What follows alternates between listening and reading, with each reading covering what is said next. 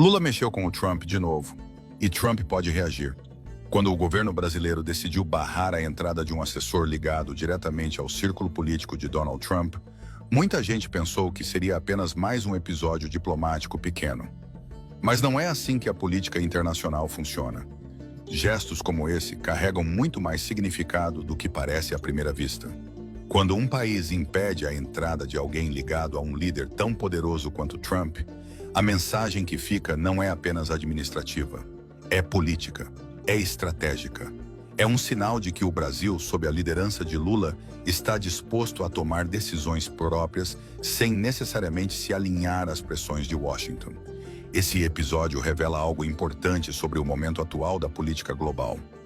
Durante muito tempo, governos latino-americanos evitavam qualquer gesto que pudesse ser interpretado como afronta aos Estados Unidos.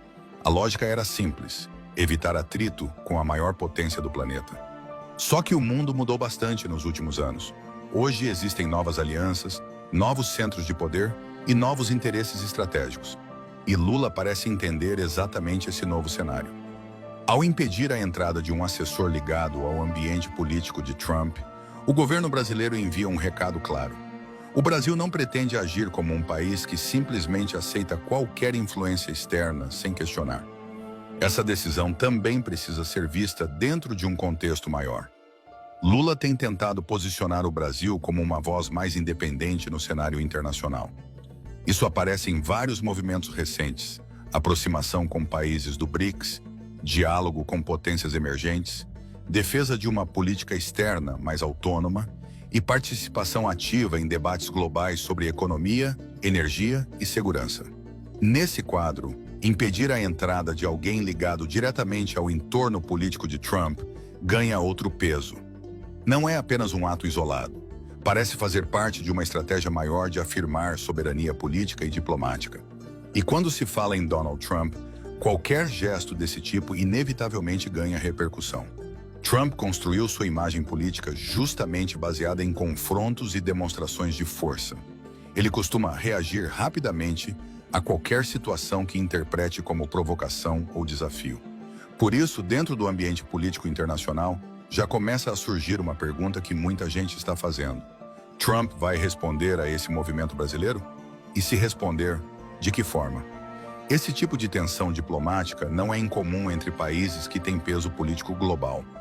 Relações internacionais são feitas de equilíbrio, negociação e muitas vezes de pequenos confrontos simbólicos.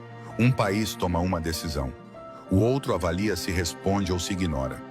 E cada escolha acaba revelando muito sobre a posição de cada governo no cenário mundial.